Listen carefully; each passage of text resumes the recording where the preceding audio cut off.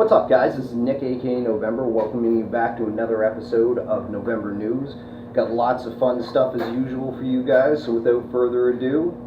So the first story I want to talk about today, guys, is CW's DC TV has announced that they are going to be taking a different direction with this upcoming season's crossover of their Arrow universe.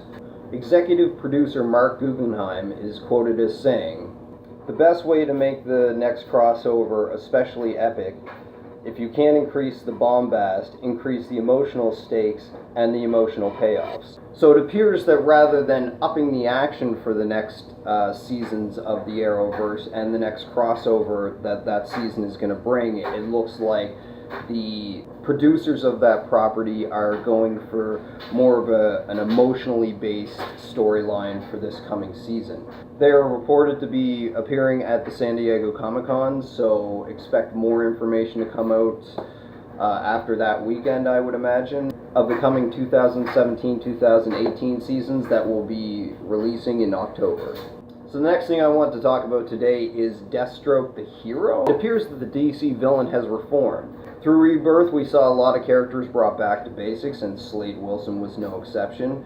As per usual, he went after the Teen Titans, but with a little bit of a twist on this one. Instead of rather just trying to assassinate the Titans, he was trying to actually steal the Speed Force. Now this did not go according to plan. Shocker.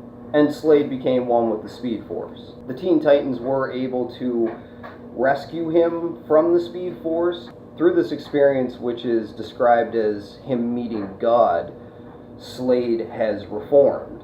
And now that he is a superhero, I'm really having a tough time getting used to that idea, but now that he is a superhero, he has put together a team called Defiance, which includes members such as his son Jericho, his daughter Rose, and Wally West, among others. I'm actually a fan of Deathstroke, and I really like him as a villain. I'm not really sure how he's going to be as a hero, to be honest. I'm not really sure how that's going to play out, but I guess we're just going to have to wait and see what DC has in store for the character. And maybe the DCEU will keep him in a villain role, so we'll kind of get the best of both worlds.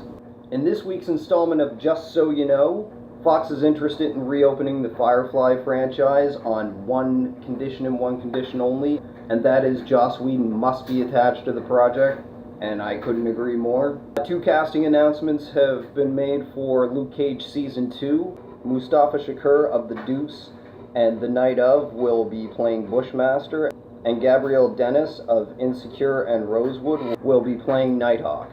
A Reddit user that goes by the handle of Mr. R. Lopez has created an MCU Timeline, and it is amazing. So if you want to impress your friends with your MCU knowledge, or maybe get yourself caught up a little bit before the events of Infinity War happen, I would definitely check that out. And 3 of the 4 stars of the New Mutants film have posted on social media that they are in Boston. As production is scheduled to start in Boston this month, I'd say it's safe to say that this means that things are ramping up to begin filming for New Mutants, which is scheduled to release April 13th, 2018. So next up, some rumors have come out involving Magneto's possible role in the upcoming X-Men Dark Phoenix film, one dealing with his costume change. And I do realize in almost all of the films, each character does kind of get a costume upgrade, but this costume is described as meant to suggest the imagery commonly associated with a cult leader. Also in this report, it is rumored that Genosha will be used in the film. For those of you who don't know, Genosha is a fictional island off the coast of Africa in the Marvel Comics universe. In the comics during the late 90s and early 2000s, Magneto had taken control of the island and made it a mutant nation. So with these 2 reports combined, I'm kind of thinking perhaps Magneto's going to play kind of a role like that, maybe a leader of a nation, but the whole thing is going to have kind of a cult kind of feel to it.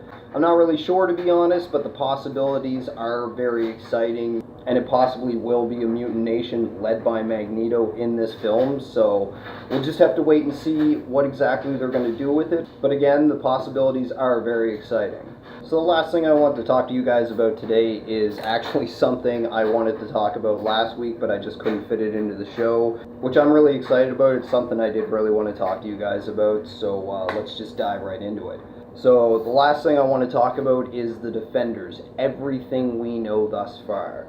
And the Defenders will consist of Daredevil, a blind lawyer with an uncanny fighting prowess, Luke Cage, a bulletproof ex-con just trying to do right in the world, Jessica Jones, a PI with strength to match her attitude, and Iron Fist, the living weapon of one of the capital cities of heaven. So we're a little bit over a month away, so that's why I really wanted to do this segment, to kind of help anyone get caught up that may not be caught up and may not have time to sit down and watch a season they missed. Now, Marvel and Netflix are doing a really, really good job of keeping this project kind of in the shadows. They're not leaking a lot of information, so I don't have a lot of information to give you guys, but I'm just going to give you what we know, and we'll go from there. So Doug Petrie and Marco Ramirez of the Daredevil series are both involved as the showrunners of this series, so that's very good news. Both of the Daredevil seasons were amazing. Now, not much is known about the villains of this film, other than the fact that the Hand does seem to be the main villain. The Hand first played a part in the first season of Daredevil and carried on to the second season of that property. As well, they played a key role within the Iron Fist series. And it seems that they have a new powerhouse, or possibly figurehead this time around, and that character is played by none other than Sigourney Weaver. It is confirmed that 14 characters of the previous 4 individual series will reprise roles in this story. And some of those characters are, but not limited to, Jerry Hogarth, Foggy Nelson, Trish Walker, and Claire Temple, just to name a few. Now, the Defenders crew is scheduled for a panel at San Diego Comic-Con, so there is a chance we may get one more trailer before the August 18th release.